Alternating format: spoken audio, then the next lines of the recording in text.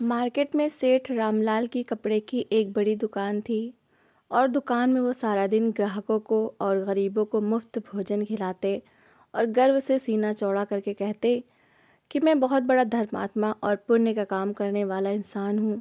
जबकि दूसरी तरफ उन्हीं की विधवा भाभी लोगों के घरों में झाड़ू पोछा करके अपने बच्चों का पेट पालती थीं। एक दिन भाभी ने सेठ जी से कहा, भाई साहब, मेरे पति का हिस्सा मुझे दे दीजिए ताकि मैं अपनी सयानी हो रही बेटियों का कन्यादान कर सकूं। तो सेठ रामलाल ने बेरुखी से कहा कि तुम्हारे पति का संपत्ति में कोई हिस्सा नहीं, और उन्हें घर से धक्के देकर निकाल दिया। जब सेठ जी दुकान पर पहुंचे तो वहाँ भारी भीड़ लगी हुई थी और सेठ रामलाल के होश उड़ गए, क्योंकि वहाँ भाभी ने, आ जाओ भाई आ जाओ, सब प्रसाद ग्रहण करो, कोई भी भूखा न रह जाए। अरे छोटे, तुम क्यों वहाँ बैठे हुए हो? इतनी जल्दी जल्दी से आओ, पत्तल लो और भोजन करो। अरे भाई, इतना सारा खाना बनवाया है, क्या व्यर्थ करना है? सब लोग खाओ, पेट भर कर खाओ। सेठ रामलाल अपनी दुकान में आने वाले ग्राहकों को भोजन करने के लिए आवाज़ें दे रहे थे। कुछ लोग बैठकर खाना खा रहे थे, जबकि कुछ लोग ज़रूरी खरीदारी करके वापस जा रहे थे। जो ग्राहक बिना भोजन किए जाने लगते, सेठ जी उन्हें आवाज़ें दे देकर रोक लेते और कसम देकर खिलाते थे। उनके मार्केट में कपड़े की दुकान थी, जिस पर हर समय ग्राहकों का तांता लगा रहता था। दुकान पर काम करने के लिए 8 लड़के रखे हुए थे, मगर इसके बावजूद हर समय अफरा तफरी मची रहती थी। बहुत से ग्राहकों को अपनी मर्जी का कपड़ा लेने के लिए बहुत इंतज़ार करना पड़ता था। बाजार में कपड़े की बेशुमार दुकानें थीं, मगर सेठ रामलाल की दुकान सबसे ज़्यादा प्रसिद्ध थी। इस प्रसिद्धि की वजह कपड़ों की विविधता नहीं, बल्कि वहाँ ग्राहकों को खिलाया जाने वाला मुफ्त भोजन था। सेठ रामलाल पूरा दिन दुकान में खड़े होकर ग्राहकों को मुफ्त खाना खिलाते और गर्व से कहते थे कि देखो, मैं कितना बड़ा दानी हूँ, कितने पुण्य का काम करता हूँ, भूखे लोगों को भोजन कराता हूँ। मेरी दुकान से आज तक कोई भूखा वापस नहीं गया। मैं भूखों की आत्मा तृप्त करता हूँ, इसीलिए ईश्वर की मुझ पर विशेष कृपा है। पूरे मार्केट में सबसे ज़्यादा मेरी दुकान चलती है। वो बात बात पर अपनी उदारता और धर्म कर्म के किस्से सुनाते। वो कहते कि कभी कभी तो इतने ग्राहक आ जाते हैं कि 8-8 लड़के भी कम पड़ जाते हैं और मुझे दिहाड़ी पर और लड़के रखने पड़ते हैं। उनकी बातों में अहंकार भी होता और दिखावा भी, मगर सुनने वालों को यही लगता कि सेठ जी वास्तव में बहुत बड़े दयालु और नेक दिल इंसान हैं। लोग सेठ जी की तारीफों में इतने मगन रहते कि उन्हें कोई और सच्चाई दिखाई ही नहीं देती थी। हर कोई सेठ जी के गुण गाता। जिसे भी भूख लगती, बिना झिझक सेठ जी की दुकान पर आ जाता और ग्राहकों के साथ पंगत में बैठकर मुफ्त का खाना खाता। कोई पूछने वाला नहीं होता था कि कौन है, कहाँ से आया है। खाना भी अच्छा खासा स्वादिष्ट होता था। बड़े बड़े भगोने में उठती सुगंध से ही तबीयत खुश हो जाती थी। लोग खाते जाते और सेठ जी को आशीर्वाद और दुआएं देते जाते। पूरे मार्केट में सेठ रामलाल की नेकनामी और प्रतिष्ठा का चर्चा था। दुकानदार उनकी मिसालें देते। लोग कहते कि भगवान ने सेठ जी को दिल भी दिया है और धन दान भी दिए, मगर इस चमकती हुई नेकी के पीछे एक काला सच और एक स्याह परछाई भी छुपी हुई थी, जिसे बहुत कम लोग जानते थे। हकीकत ये थी कि सेठ रामलाल गजब के ठग थे। उन्होंने अपनी दुकान पर बाकायदा लूट मार का एक तंत्र बना रखा था। जो कपड़ा हज़ारों रुपए का आता था, वो सेठ जी की दुकान से 1700 या 1800 रुपये में बिकता था। भोले भाले ग्राहकों को अच्छी क्वालिटी दिखाकर उनसे मनमाने दाम वसूल किए जाते थे। सीधे साधे लोग ये समझते कि शायद कपड़ा वाकई कीमती है, क्योंकि सेठ जी जैसा धर्मात्मा इंसान झूठ कैसे बोल सकता है। सेठ जी को मालूम था कि उनके भंडारे का शोर उनकी दुकान के हर गलत काम और बेईमानी पर पर्दा डाल देता है। लोग उनकी कीमतों पर सवाल नहीं उठाते थे। कोई कहता भी तो दूसरा फौरन कह देता कि छोड़ो यार, सेठ जी तो मुफ्त खाना खिलाते हैं, भगवान के भक्त हैं। इस विश्वास का फ़ायदा उठाकर सेठ जी दिन दोगुनी रात चौगुनी तरक्की कर रहे थे। दुकान के अंदर एक तरफ चूल्हे पर बड़े बड़े पतीले चढ़े होते और दूसरी तरफ तराजू पर कपड़ा तौलते समय हाथ की सफाई दिखाई जाती, मगर किसी को इस बात की परवाह नहीं थी। लोग पेट भरकर खाना खाते और दिल भरकर आशीर्वाद देते, और सेठ रामलाल इन्हीं आशीर्वादों के सहारे अपने हर पाप और ज्यादती को जायज़ समझते थे। उनके चेहरे पर हर समय मुस्कुराहट रहती, मगर इस मुस्कुराहट के पीछे लालच और स्वार्थ छुपा हुआ था। वो पुण्य को भक्ति नहीं बल्कि व्यापार समझते थे। जितना ज़्यादा खाना उतनी ज़्यादा भीड़, और जितनी ज़्यादा भीड़ उतना ज़्यादा मुनाफा। इसी दुकान की चकाचौंध में एक ऐसा सच भी था जिसे सेठ जी ने खुद अपने हाथों से छुपाया हुआ था। वो सच उनके घर से निकाली गई विधवा भाभी और उनकी अनाथ बच्चियों का था। मगर फिलहाल मार्केट सेठ जी की नेकी के शोर में इतना गुम था कि किसी को ये सच सुनने की फुर्सत ही नहीं थी। उस दिन दुकान पर रोज से कुछ ज़्यादा ही भीड़ थी, मगर सेठ जी उस दिन दुकान पर ज़्यादा देर ना बैठ सके। सिर में तेज दर्द था और दिल भी अजीब सा भारी लग रहा था।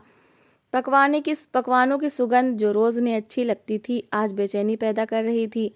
बार बार पसीना आ रहा था। उन्होंने एक नौकर को पास बुलाया और कहा कि मेरी तबीयत ठीक नहीं है, मैं घर जा रहा हूँ, तुम लोग दुकान संभालो।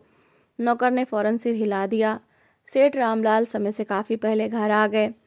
दरवाज़ा खोला तो घर में सन्नाटा था। वो आंगन में आए तो देखा कि चारपाई के पास कोई बैठा हुआ है।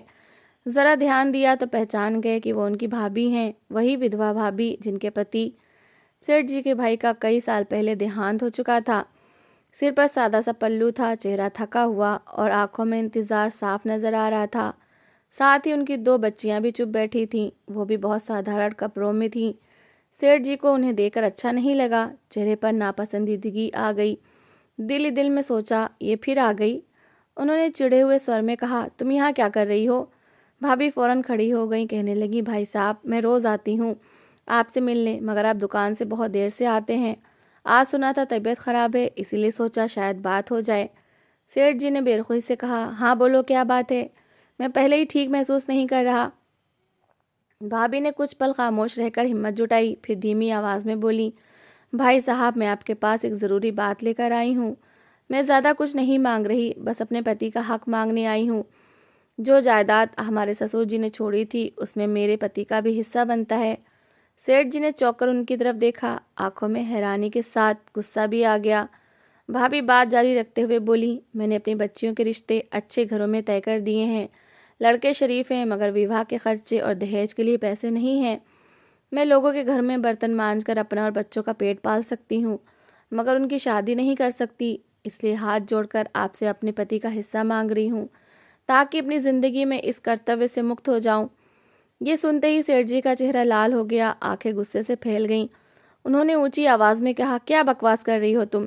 किस हिस्से की बात कर रही हो? भाभी ने डरते हुए कहा, भाई साहब, वही घर, वही दुकान और ज़मीन जो अब आपके पास है।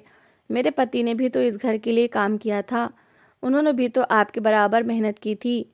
ये सुनकर सेठ जी का गुस्सा और बढ़ गया। उन्होंने क्रोध में कहा, तुम्हारे पति का जायदाद में कोई हिस्सा नहीं बनता, सब कुछ मेरे नाम है। मैंने सब कुछ संभाला है, तुम लोग तो बस बोझ हो, जो न जाने कितने समय से मेरे सिर पर सवार हो। भाभी की आंखों से आंसू बहने लगे। उन्होंने कांपती आवाज़ में कहा, भाई साहब, हम बोझ नहीं थे, मेरे पति ने भी खून पसीना बहाया था। अब वो नहीं रहे तो क्या उनके बच्चों का भी कोई अधिकार नहीं? ये बात सेठ जी को और भी बुरी लगी। उन्होंने कठोर स्वर में कहा, बस बहुत हो गया, ये सब नाटक बंद करो, दफा हो जाओ यहाँ से। आज के बाद मेरे घर मत आना और दोबारा ये हिस्से वाली बात न छेड़ना। भाभी ने रोते हुए कहा, भाई साहब, मेरी बात तो सुन लीजिए, ये मेरी बेटियों की ज़िंदगी का सवाल है, मैं हाथ जोड़ती हूँ। मगर सेठ जी ने एक ना सुनी। उन्होंने दरवाजे की तरफ इशारा करते हुए कहा, अभी निकल जाओ, मुझे एक शब्द भी नहीं सुनना। भाभी सिसकियां भरती हुई पीछे हट गईं। बेटियां माँ के पीछे चल पड़ीं। भाभी ने जाते जाते कहा, ईश्वर गवाह है, मैंने अपना अधिकार मांगा है, भीख नहीं। सेठ जी ने खुद जाकर दरवाज़ा खोला और कठोरता से कहा, जल्दी करो और कल तक मेरी वो खोली भी खाली कर देना। आज के बाद तुम लोगों का वहाँ भी रहने की अनुमति नहीं। अगर मुफ्त में तुम लोगों को रहने के लिए जगह दे दी तो तुम लोग मेरे सिर पर चढ़ गए हो। अच्छा था दर दर की ठोकरें खाते, तब तुम्हें एहसास होता कि मैंने तुम्हारी कितनी बड़ी मदद की थी। जब भाभी दरवाजे से बाहर आ गईं तो उन्होंने आखिरी बार हिम्मत करके कहा, भाई साहब, कम से कम हमें वो खोली में तो रहने दें जो आपने दी थी, हम कहीं और जा नहीं सकते। सेठ जी ने ताना मारते हुए कहा, वो खोली भी मेरी है, कल ही खाली कर दो, मुझे किसी पर एहसान रखने का शौक नहीं। ये सुनकर भाभी वहीं बैठकर रो पड़ी। बच्चियां माँ से लिपट गईं, मगर सेठ जी का दिल ना पसीजा। उन्होंने दरवाज़ा बंद कर लिया। अंदर आकर वो चारपाई पर बैठ गए।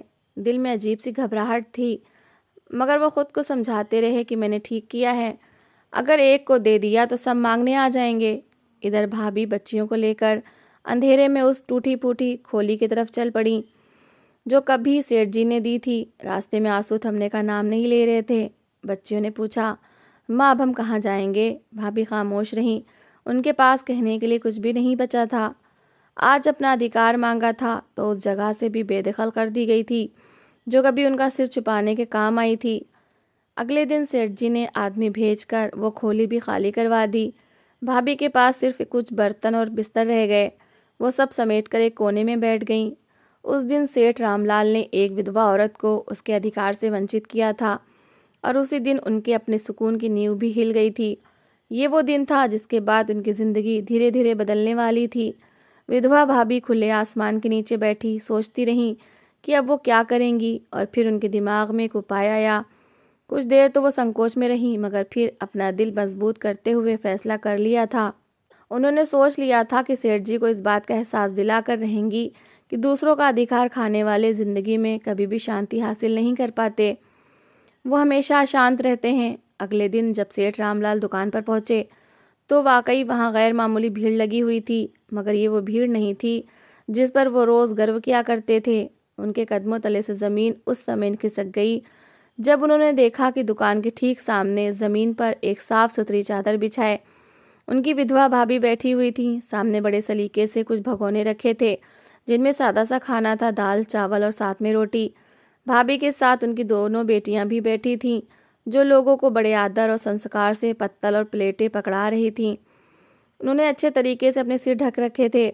एक तरफ खाने के बर्तन पड़े हुए थे तो दूसरी तरफ रोज़मर्रा इस्तेमाल के कुछ कपड़े थे जिन पर हाथों से कढ़ाई की गई थी। लोग खाना खा रहे थे, जिससे बन पड़ता था वो खाने के पैसे दे रहा था, और जो गरीब था वो पैसे दिए बिना ही कपड़े देखने लगता और कुछ कपड़े खरीद कर चला जाता। सेठ जी तो जैसे हैरानी के समुद्र में डूब गए थे। लोग झुंड के झुंड इस चादर के आसपास बैठे हुए थे और शांति से भोजन कर रहे थे। ना कोई शोर था, ना कोई दिखावा, ना कोई आवाज़ देकर बुलाता, ना सीना चौड़ा करता। बस जो आया उसने बैठकर खाना खाया, पैसे दिए वरना आशीर्वाद देकर चला गया। किसी के चेहरे पर कृतज्ञता थी तो किसी के चेहरे पर सेठ जी की भाभी के लिए सम्मान और प्रोत्साहन था। यार, सुना है ये सेठ जी की विधवा भाभी हैं जिनसे उन्होंने अपना मकान खाली करवा लिया है और इन्हें इनकी जायदाद के हिस्से से भी बेदखल कर दिया है। हे भगवान, क्या ज़माना आ गया है। लोग धर्म का दिखावा करते हैं मगर अपने घर वालों को इस पुण्य से वंचित रखते हैं। हम तो आज तक यही समझ रहे थे कि सेठ जी बड़े धर्मात्मा हैं, मगर इनका एक काला रूप ये भी है जो हमने कभी सपने में भी नहीं सोचा था। वहाँ पर मौजूद कुछ लोग ये बातें कर रहे थे जो सेठ जी के पीछे खड़े थे। सेठ जी को ऐसा लगा जैसे किसी ने उनके कानों में पिघला हुआ सीसा डाल दिया हो। वो वहीं पर बुत बनकर खड़े रह गए। उनके मुंह से एक शब्द भी ना निकला। उनके रखे हुए नौकर भी सहम कर एक दूसरे को देखने लगे। आज दुकान के अंदर ग्राहक कम थे और बाहर भाभी के पास ज़्यादा थे। एक आदमी ने सेठ जी को देखकर कहा, सेठ जी, आज तो आपकी भाभी ने कमाल कर दिया है। न शोर न दिखावा, बस शांति से अन्नदान कर रही हैं और आदर से बात कर रही हैं। दिल खुश हो गया। ये सुनकर सेठ रामलाल के अंदर कुछ टूट सा गया। उन्हें कल की बात याद आ गई जब भाभी उनके घर आई थी। फटा पुराना पल्लू सिर पर था, आंखों में थकान थी। उन्होंने बड़े आदर से कहा था कि मेरे पति का हिस्सा दे दें ताकि मैं बच्चियों के हाथ पीले कर सकूं। और उन्होंने क्या जवाब दिया था? कठोर स्वर में अपमान की हद कर दी थी। अनाथ भतीजियों का भी ख्याल नहीं किया था और आखिरकार घर से निकाल दिया था, ये कहकर कि तुम्हारे पति का कोई हिस्सा नहीं बनता। तुम शुरू से मेरे सिर पर बोझ की तरह सवार हो। आज वही भाभी बाजार के बीचों बीच बैठी थी, ना किसी से मांग रही थी, ना किसी पर एहसान जता रही थी। जो थोड़ा बहुत लोगों के घरों में काम करके जमा किया था उसी से खाना बनाया था। मोहल्ले की औरतों से हाथ की कढ़ाई वाले कुछ कपड़े लिए थे जिन्हें बाजार में रखकर बेचने लगी थीं। बाजार में बेचने पर घरों की तुलना में यहाँ पर अच्छे दाम मिल रहे थे। एक तरह से उनका अपना छोटा सा व्यापार शुरू हो गया था। सेठ जी सब चीज़ों को देख रहे थे और दिल ही दिल में पछता रहे थे कि उन्होंने कल अपनी भाभी को खाली हाथ क्यों भेजा। अगर वो चाहते तो 2-3 दिन का राशन अपनी दुकान से भेजकर अपनी भाभी की मदद कर सकते थे, मगर उन्होंने ऐसा नहीं किया। एक बूढ़ी औरत ने खाना खाकर भाभी के सिर पर हाथ रखा और कहा, बेटी, भगवान तुम्हें सलामत रखे। तुमने हमें इज्जत से खाना खिलाया है। तुम देखना, ईश्वर तुम्हारी सारी परेशानियां दूर कर देगा। मेरे पास देने के लिए पैसे नहीं हैं और मैं 2 दिन से भूखी थी, इसलिए यहाँ बैठकर खाना खा लिया। भाभी की आंखों में आंसू आ गए मगर होठों पर मुस्कुराहट रही। उन्होंने धीमे से कहा, बस आशीर्वाद दे दो, यही काफ़ी है। सेठ जी की नज़रें बार बार लोगों की पत्तलों पर जा रही थीं। वो खाना जो सादा था मगर दिल से बना था। और फिर उन्हें अपने बड़े बड़े पतीले याद आ गए जिन पर वो रोज़ घमंड किया करते थे, जिनका मकसद सिर्फ तारीफ और प्रसिद्धि था। धीरे धीरे ये बात पूरे मार्केट में फैल गई। लोग एक दूसरे को बताने लगे कि ये सेठ रामलाल की भाभी हैं जिन्हें उन्होंने घर से निकाल दिया। ये सुनकर कई लोग हैरान हुए और कई के चेहरे बदल गए। एक कपड़े के व्यापारी ने ऊंची आवाज में कहा, सेठ जी, आप तो बड़े धर्मात्मा बनते थे, मगर ये क्या व्यवहार है अपने भाई की विधवा के साथ कि वो इस तरह से बीच बाजार में अपनी बेटियों के साथ खाना बांटने और कपड़ा बेचने पर मजबूर है। सिर छुपाने के लिए भी उसे छत नहीं मिल रही। बेसहारा देखकर कल मैंने उसे अपना किराए का मकान दिया था, अब ये हमारे ही मोहल्ले में रह रही हैं। कल तक तो मुझे पता ही नहीं था कि ये सेठ रामलाल की विधवा भाभी हैं, वही सेठ जी जो भूखों को खाना खिलाते हैं और दानी मशहूर हैं। सेठ रामलाल का सिर शर्म से झुक गया। उनके पास कोई जवाब नहीं था और जो रोज़ लोगों को उपदेश दिया करते थे आज खुद सवालों के घेरे में थे। दुकान के अंदर कपड़ा देखने आए ग्राहक भी एक एक करके बाहर निकलने लगे। किसी ने खरीदारी रोक दी, किसी ने मुंह मोड़ लिया, किसी ने कहा पहले घर का हक अदा करो फिर दान का ढोंग रचना। सेठ जी को ऐसा लगा जैसे उनकी सारी नेकी और प्रतिष्ठा कुछ पलों में मिट्टी हो गई है। वो पुण्य जो असल में पुण्य था ही नहीं। शाम तक भाभी का खाना खत्म हो गया। उन्होंने बची कुची रोटियां समेटी और बेटियों के साथ उठ खड़ी हुई। वो मोहल्ले से जितने भी कपड़े बेचने के लिए इकट्ठे करके लाई थीं उनमें से कोई भी एक भी नहीं बचा था। कुछ लोगों ने दया भाव में उन्हें खरीद लिया था और कुछ लोगों को ने ज़रूरत के लिए। भाभी के चेहरे पर काफ़ी ज़्यादा थकान नज़र आ रही थी, मगर इसके बावजूद वो संतुष्ट थीं। वो अपने किराए के मकान में जाने के लिए अपनी बेटियों का हाथ पकड़कर आगे बढ़ीं। तभी सेठ रामलाल आगे बढ़े। उनकी आवाज़ भर्रा गई थी। उन्होंने कहा कि भाभी घर चलिए, मैं अपने किए पर शर्मिंदा हूँ, आपसे माफ़ी मांगता हूँ। भाभी ने पहली बार उनकी तरफ देखा। सेठ जी वाकई में ही शर्मिंदा नजर आ रहे थे। उनके चेहरे पर पछतावा साफ देखा जा सकता था। भाभी ने कहा कि भाई साहब, घर तो आपने खुद छीन लिया था, अब ईश्वर ने जहाँ इज्जत दी वही मेरा घर है। ये कहकर वो वहाँ से चली गईं। लोगों ने खुद ब खुद रास्ता दे दिया। उस दिन के बाद सेठ रामलाल की दुकान वैसी ना रही। ना वो भीड़ रही, ना वो तारीफें, और वो ना ही सीना चौड़ा करके पुण्य जताने वाला सेठ रहा। वो दिन ब दिन धीमे और कमज़ोर होते पड़ते जा रहे थे। दुकान पर काम करने वाले लड़कों की संख्या भी कम हो गई। सेठ जी भी हर समय सिर झुकाकर बैठे रहते थे। उन्हें सोचों में गुम देखकर अक्सर ही मार्केट वाले कोई ना कोई ताना उन पर कस दिया करते। विधवा भाभी ने खाने का स्टॉल लगाना बंद कर दिया था, बल्कि वो अपने घर में ही ज़रूरतमंदों को भोजन कराने लगी। दुकानदार घर में जाकर उनसे सारे कढ़ाई के किए हुए कपड़े खरीद लाया करते थे। सभी ने सेठ जी की विधवा भाभी पर दया और सहयोग दिखाया था। बस सेठ जी खुद ही उन पर कोई कृपा नहीं कर सके थे। उनके पास पुण्य कमाने का कितना बड़ा मौका आया था, मगर वो खुद ही इससे वंचित हो गए थे। इस बात पर वो जितना पछताते उतना ही कम था। कुछ दिन बाद खबर आई कि सेठ रामलाल ने अपनी दुकान बेच दी है और अपने भाई के बच्चों का हिस्सा उनके नाम कर दिया है। भाभी ने सेठ जी का धन्यवाद किया और थोड़े समय में ही अपनी बेटियों की शादी धूमधाम से कर दी। सेठ जी के घर भी वो आने जाने और मिलाने लगी थीं। वो समझ गई थीं कि सेठ जी शर्मिंदा थे और उन्हें सिर्फ माफ़ी चाहिए थी। जब ईश्वर ने क्षमा करने का इतना बड़ा फल रखा है तो वो सेठ जी को माफ़ कैसे ना करती। तो दोस्तों, इस कहानी को लेकर आपकी क्या राय है, कमेंट बॉक्स में ज़रूर बताएं। और अगर आपको हमारी आज की कहानी अच्छी लगी हो तो प्लीज़ इसे लाइक ज़रूर करें।